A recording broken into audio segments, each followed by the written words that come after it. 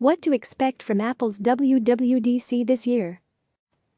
More options to pick your default iPhone apps. New bets on augmented reality. And improved battery life for Mac computers. These are just some of the updates that could be announced at Apple's Worldwide Developer Conference, a multi-day event that kicks off next week. The event is always closely watched by customers and developers looking for a peek at new software coming to iPhones, iPads, Macs and the Apple Watch. But this year, everyone, developers included, will have to watch the event from afar as Apple, AAPL, holds it virtually for the first time because of the pandemic. The move to stream all sessions online from its Cupertino, California, headquarters has its benefits.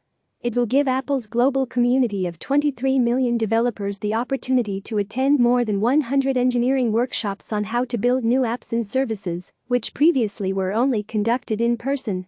Microsoft, MSFT, recently proved splashy tech events can still draw a large audience and buzz at a time when we have no idea when there will be large in-person gatherings again.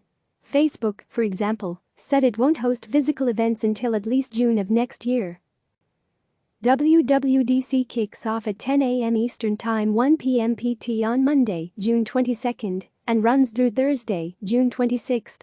Here's what to expect from this year's event based on the latest rumors and reports.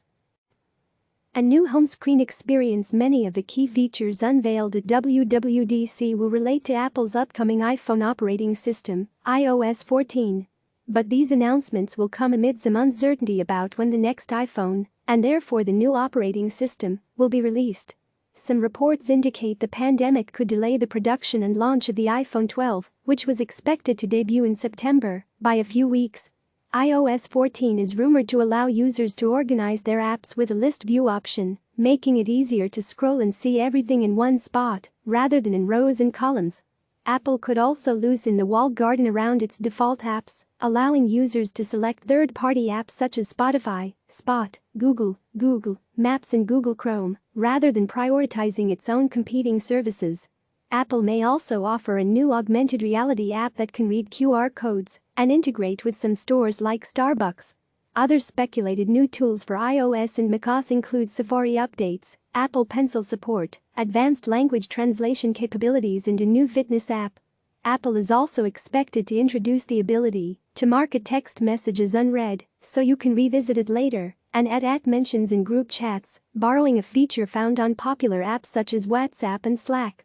Last year at WWDC, Apple introduced a menstruation tracking app, a login platform called Sign In with Apple in Dark Mode, which ignited a design trend that made its way onto other platforms such as Facebook, Instagram, and Google.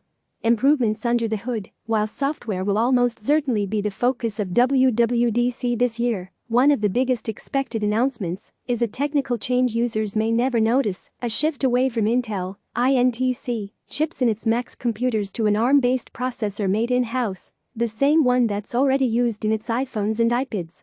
This could mean big changes down the line for Mac users, potentially longer-lasting battery life and better support for power-sucking graphics, according to research director David McQueen at Adobe Research. Of course, Apple won't have to rely on Intel for chipset launch dates, update cycles or size, meaning the Mac could even become slimmer by negating the need for fans, he added. The chip isn't expected to hit Mac computers until 2021. Other announcements to watch for hardware isn't out of the question at WWDC. It's possible we could see a redesigned iMac, long-awaited over-the-ear headphones, or a long-rumored object tracker called Tag.